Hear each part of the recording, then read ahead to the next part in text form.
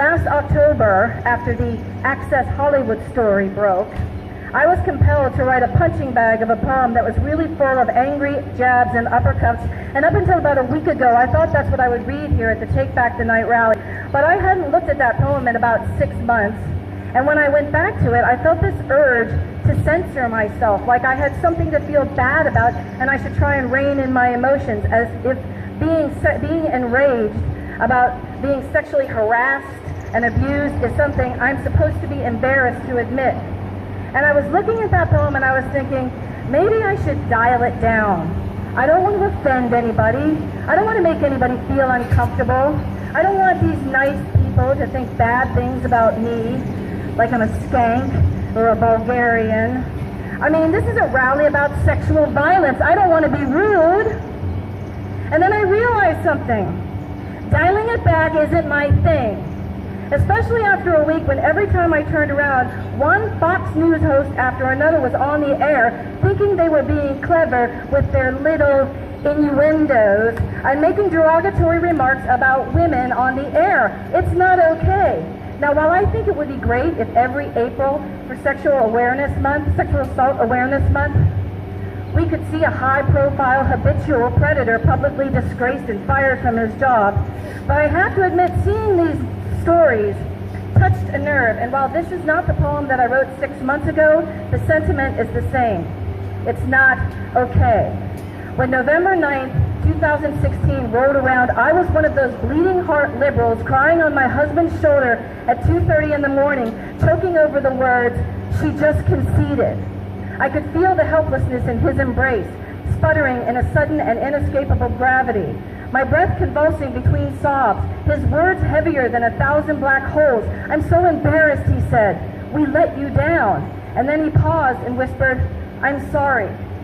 And the ghost of Kitty Genovese said, "Yeah, it sucks, doesn't it?" My husband wasn't just apologizing to me, he was apologizing to all women on behalf of all men, because he knows firsthand how hard it is to live with and care for a woman who has spent her life being harassed and molested and devalued and pushed around by sexual predators and misogynistic bullies and rich jagoffs and talentless hacks who steal all the woman's credit and then they delegate all of her blame. See, I know that guy who thinks locker room talk is hot, that pussy grabber who thinks tic-tacs are foreplay, who won't stop staring, who can't tell me what color my eyes are. That guy who's been trying to unhook my bra since I was 8 years old. That's over 40 years of having to put up with and laugh off and pretend I didn't hear and say thank you like I was just complimented by these Cro-Magnons who won't move out of the way when I'm trying to pass, who like to laugh when I'm forced to brush my tits up against them because I'm just trying to get by, tiptoeing past one affectation after another, trying to remember where I drew all the big red X's on the map of the landmines and hoping this shrapnel gets through security.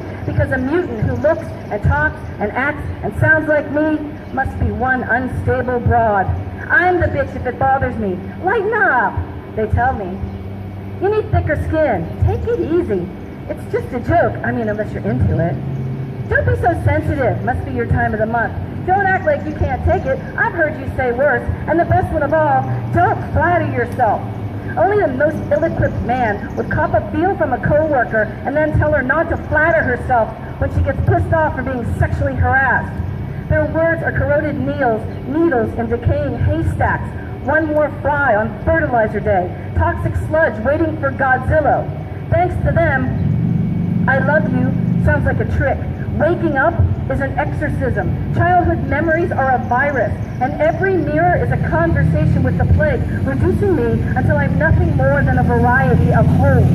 These words don't come easy to another statistic like me. What is there to say when your mom tells you, well, that's just what happens? I learned how to live in this world by dragging my demons, hog-tied and screaming, to the darkest dark place in my mind and chopping them up into little tiny pieces and scattering them in the murky swamp of forgettable memories so I can sleep soundly among the alligators. And to resurrect them in front of an audience on a hot day feels more like tap dancing in quicksand than a message of hope. But I can't give in to the sinking, knowing there's not a woman alive who doesn't know exactly how it feels to be the butt of a joke thanks to the normalization of sexual abuse in the 21st century. And you know how I know that? Well, If sexual harassment and sexual abuse has not become the norm in our society, then let me ask you one thing. What is this called? Wife beater. Now let me ask you one more thing. Why is that okay? It's not. Thanks, you guys. Peace.